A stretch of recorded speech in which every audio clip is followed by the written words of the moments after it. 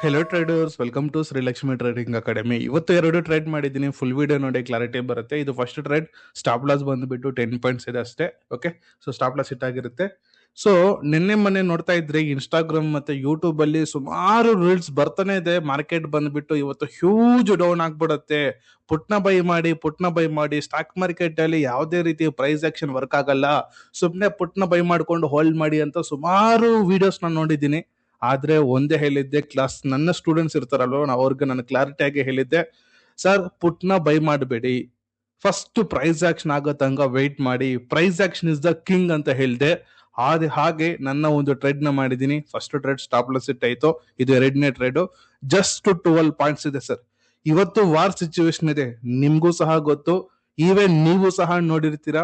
ಸುಮಾರು ಮೆಂಟರ್ಸ್ ಇವತ್ತು ಮಾರ್ಕೆಟ್ ಅಲ್ಲಿ ಏನು ವರ್ಕೌಟ್ ಆಗಲ್ಲ, ಯಾವುದೇ ಸಪೋರ್ಟ್ ವರ್ಕೌಟ್ ಆಗಲ್ಲ, ಸ್ಟಾಪ್ ಲಾಸ್ ಹಿಟ್ಟಾಗ್ತಾನೆ ಇರುತ್ತೆ ಅಂತ ಹೇಳ್ತಾನೆ ಇದ್ರು. ಈಗ ನೋಡಿ ಸರ್, ನಾನು ಟ್ರೇಡ್ ಮಾಡಿದ್ದೀನಿ. ಇದು ನನ್ನ ಪ್ರೈಸ್ ಆಕ್ಷನ್, ನನ್ನ technical analysis. Even war situation ಇದ್ರು ಸಹ ನಮ್ಮ ಸ್ಟಾಪ್ ಲಾಸ್ ಇರೋದು ಓನ್ಲಿ 12 ಪಾಯಿಂಟ್ಸ್. ಈವನ್ ಇವತ್ತು ವಾರ್ ಸಿಚುವೇಶನ್ ಆದ್ರೂ ಇರ್ಲಿ, ಏನಾದ್ರೂ ನ್ಯೂಸ್ ಇರ್ಲಿ, ನಾನು ಮಾಡೋದು ಡಿಸಿಪ್ಲೈನ್ ಟ್ರೇಡಿಂಗ್. ಒಂದು ಸತಿ ಟ್ರೇಡ್ ಮಾಡಿದ್ದೀನಿ ಅಂತಂದ್ರೆ ಟಾರ್ಗೆಟ್ ಅಥವಾ stop loss, this is the my mind set.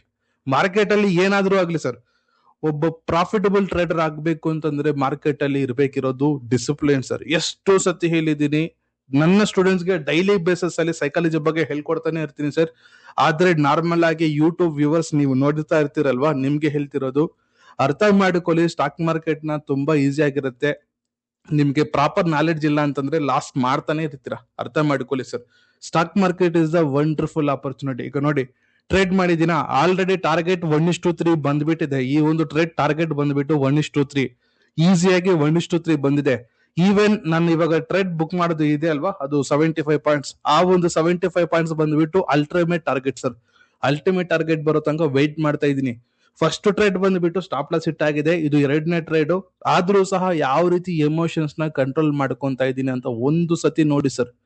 Stock market ಅಲ್ಲಿ ಪ್ರಾಪರ್ ಪ್ರೈಸ್ ಆಕ್ಷನ್ ಬೇಕು, ಪ್ರಾಪರ್ ನಾಲೆಡ್ಜ್ ಇರಬೇಕು. ನೀವು ಸಹ ನೋಡಿರ್ತೀರಾ ಸರ್, ಪ್ರೈಸ್ ಆಕ್ಷನ್ ಅಂತ ಹೇಳ್ತಾ ಇದ್ದೀರಾ, ಚಾರ್ಟ್ ಪ್ಯಾಟರ್ನ್ಸ್ ಇದೆ ಅಲ್ವಾ sir, W pattern, M pattern, head and shoulder, reverse and head and shoulder, ಸುಮಾರು ಇದೆ ಸರ್. ನನಗೂ ಸಹ ಗೊತ್ತು ಅಂತ ನೀವು ಹೇಳ್ಬೋದು. ಆದ್ರೆ that is not a proper price action sir. Price action ಬೇರೆ ಇರುತ್ತೆ ಸರ್. ಸೊ ನೀವು ಹೇಳ್ತಿರೋದು, ನಿಮ್ಗೆ ಗೊತ್ತಿರೋದು ಚಾರ್ಟ್ ಪ್ಯಾಟರ್ನ್ಸ್ ಅಷ್ಟೇ. ಚಾರ್ಟ್ ಪ್ಯಾಟರ್ನ್ ಅದು ಅಷ್ಟು ಯೂಸ್ ಆಗಲ್ಲ ಸರ್, ಅರ್ಥ ಮಾಡ್ಕೊಳ್ಳಿ.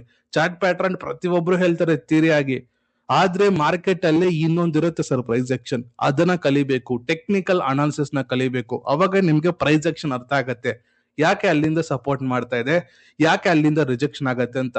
ಈವನ್ ನಾನು ಡೈಲಿ ಬೇಸಿಸ್ ಅಲ್ಲಿ ನನ್ನ ಟ್ರೇಡ್ ತೋರಿಸ್ತಾ ಇದ್ದೀನಿ ಸರ್. ಈ ರೀತಿ ನೀವು ಅಲೆ ಮೆಂಟರ್ಸ್ ಹತ್ರ ಹೋಗಿರ್ತೀರಲ್ವಾ, ಇದೇ ರೀತಿ ಟಾರ್ಗೆಟ್ ಬರೋ ತನಕ ವೇಟ್ ಮಾಡ್ತಾರೆ ಸರ್. ಒಂದು ಸತಿ ಥಿಂಕ್ ಮಾಡಿ ಸರ್, ನಾನು ಯಾವ ರೀತಿ ಸೈಕಾಲಜಿನ ಕಂಟ್ರೋಲ್ ಮಾಡ್ಕೊಂಡು ಡಿಸಿಪ್ಲಿನ್ ಟ್ರೇಡ್ ಮಾಡ್ತಾ ಇದ್ದೀನಿ. ಟಾರ್ಗೆಟ್ ಬಂದ್ರೆ ಟಾರ್ಗೆಟ್, ಸ್ಟಾಪ್ ಲಾಸ್ ಬಂದ್ರೆ ಸ್ಟಾಪ್ ಲಾಸ್. ಇದೇ ರೀತಿ ನಿಮ್ಮ ಅಲೆ ಮೆಂಟರ್ಸ್ ಹೆಲ್ತ್ ಕೊಡ್ತಾ ಇದ್ದೀರಾ, ಒಂದು ಸತಿ ಥಿಂಕ್ ಮಾಡಿ ಸರ್. ನಿಮ್ಮ ಎಂಟ್ರಿ ಪಾಯಿಂಟ್ ಇಂದ ಒಂದು 10 to 15 ಪಾಯಿಂಟ್ಸ್ ಬಂದ್ರೆ ಸಾಕು, ರಾಕೆಟ್ ಲಾಂಚ್ ತರ 20 ಪಾಯಿಂಟ್ಸ್ ಬಂತು, 10 ಪಾಯಿಂಟ್ಸ್ ಬಂತು, 15 ಪಾಯಿಂಟ್ಸ್ ಬಂತು, ಏನ್ ಮಾಡ್ಕೊಳ್ಳಿ, this is the stock market profit ಅಂತ ಹೇಳ್ಬಿಟ್ಟು ಸುಮ್ನೆ ಈ ರೀತಿ ಹೇಳ್ತಾ ಇರ್ತಾರೆ. ಅವರೇ ಸ್ಟಾಕ್ ಮಾರ್ಕೆಟ್ ಕಿಂಗ್ ಅಂತ ಹೇಳ್ತಾ ಇರ್ತಾರೆ. ಅರ್ಥ ಮಾಡ್ಕೊಳ್ಳಿ ಸರ್, ನಾನು ನನ್ನ ಒಂದು ಟ್ರೇಡ್ ಅಲ್ಲಿ ಆಲ್ಮೋಸ್ಟ್ 50 ಪಾಯಿಂಟ್ ಟು 40 ಪಾಯಿಂಟ್ಸ್ ಹತ್ರ ಹೋಗಿದೆ. ಆದ್ರೂ ಸಹ ನಾನು ತಾಳ್ಮೆಯಿಂದ ಇದ್ದೀನಿ ಸರ್. ಯಾಕೆ ಅಂತಂದ್ರೆ ಸ್ಟಾಕ್ ಮಾರ್ಕೆಟ್ ಅಲ್ಲಿ ಪಾಯಿಂಟ್ಸ್ ನ ಬುಕ್ ಮಾಡ್ಬೇಕು ಸರ್, ಪಾಯಿಂಟ್ಸ್ ನ ಬುಕ್ ಮಾಡ್ಬೇಕು. ಈಗ ನೋಡಿ, ನೀವು ಸ್ಟಾಕ್ ಮಾರ್ಕೆಟ್ ಅಲ್ಲಿ ಪ್ರಾಫಿಟ್ ನ ದುಡ್ಡಲ್ಲಿ ನೋಡಬಾರದು ಸರ್, ಆ ಪಾಯಿಂಟ್ಸ್ ಅಲ್ಲಿ ನೋಡ್ಬೇಕು. 30 ಪಾಯಿಂಟ್ಸ್ ನ ಕ್ಯಾಪ್ಚರ್ ಮಾಡೋದ್ರಲ್ಲಿ ನಿಮ್ಗೆ ಪ್ರಾಫಿಟ್ ಇರುತ್ತೆ. ಫಾರ್ ಎಕ್ಸಾಂಪಲ್, ಈ ಒಂದು ಸೆನ್ಸೆಕ್ಸ್ ಅಲ್ಲಿ ನೀವು ಒಂದು ಲಾಟ್ ಅಲ್ಲಿ 30 ಪಾಯಿಂಟ್ಸ್ ಕ್ಯಾಪ್ಚರ್ ಮಾಡೋದಾದ್ರೆ 600 ಆಗತ್ತೆ. ಓಕೆ, ಸೊ ಸೇಮ್ 30 ಪಾಯಿಂಟ್ಸ್ ನ ನೀವು ಒಂದು 1000 ಕ್ವಾಂಟಿಟಿ ಹಾಕಿ ಎಷ್ಟಾಗತ್ತೆ ಒಂದ್ಸತಿ ನೀವೇ ಥಿಂಕ್ ಮಾಡಿ ಸರ್. ಆಲ್ವೇಸ್ ನೆನ್ಪಿಟ್ಕೊಳ್ಳಿ, ಸ್ಟಾಕ್ ಮಾರ್ಕೆಟ್ ಅಲ್ಲಿ ಪ್ರಾಫಿಟ್ ನ ನೋಡ್ಬೇಡಿ, ಪಾಯಿಂಟ್ಸ್ ನ ಕ್ಯಾಪ್ಚರ್ ಮಾಡೋದು ಕಲಿಯಿರಿ ಸರ್. ಓಕೆ, ಸೊ ನಿಮ್ಗೆ ಏನಾದ್ರೂ ಮಾರ್ಕೆಟ್ ಅಲ್ಲಿ ಸೈಕಾಲಜಿ ಪ್ರಾಬ್ಲಮ್ ಇದೆ, ಅಥವಾ ನಿಮ್ಗೆ ಓವರ್ ಟ್ರೇಡಿಂಗ್ ಮಾಡೋ ಒಂದು ಹ್ಯಾಬಿಟ್ ಇದ್ರೆ, ಅಥವಾ ನಿಮ್ಗೆ ರಿಯಲ್ ಪ್ರೈಸ್ ಆಕ್ಷನ್ ನ ಕಲಿಬೇಕು ಅಂತಂದ್ರೆ, ಸೊ ಶ್ರೀಲಕ್ಷ್ಮಿ ಟ್ರೇಡಿಂಗ್ ಅಂತ ಇದೆ ಸರ್ ಪ್ಲಾಟ್ಫಾರ್ಮ್ ನಮ್ದು. ಓಕೆ, 1 ವರ್ಷ ಹೇಳ್ಕೊಡ್ತೀವಿ. ನಮ್ಮ ಹತ್ರ ಬಂದಿರೋರು ಮುಂಚೆ ಓವರ್ ಟ್ರೇಡಿಂಗ್ ಮಾಡ್ತಾ ಇದ್ರು, ಡಿಸಿಪ್ಲೈನ್ ಆಗಿರ್ಲಿಲ್ಲ, ಎಲ್ಲಂದ್ರೆ ಅಲ್ಲಿ ಟ್ರೇಡ್ ಮಾಡ್ತಾ ಇದ್ರು, ಗ್ರೀನ್ ಕಲರ್ ಕ್ಯಾಂಡಲ್ ನೋಡ್ಕೊಂಡು ಬೈ ಮಾಡ್ತಾ ಇರೋರು ಈಗ ಆಸ್ ಪರ್ ಸ್ಟ್ರಾಟಜಿ ಟ್ರೇಡ್ ಬಂದ್ರೆ ಮಾತ್ರ ಟ್ರೇಡ್ ಮಾಡ್ತಾ ಇದಾರೆ ಸರ್. ಆ ರೀತಿ ನಾವು ಹೇಳ್ಕೊಡ್ತೀವಿ. ಡಿಸಿಪ್ಲೈನ್ ಆಗಿ ಹೇಗಿರ್ಬೇಕು ಅಂತ ಹೇಳ್ಕೊಡ್ತೀವಿ, ಸೈಕಾಲಜಿನ ಹೇಳ್ಕೊಡ್ತೀವಿ. ಆಯ್ತಾ, ನೀವು ಸಹ ಆಚೆ ಕಡೆ ನೋಡಿರ್ತೀರಾ, 1 to 1 ಮೆಂಬರ್ಶಿಪ್ ಬರುತ್ತೆ, 60, 70, 80,000, 1 lakh ಇರುತ್ತೆ.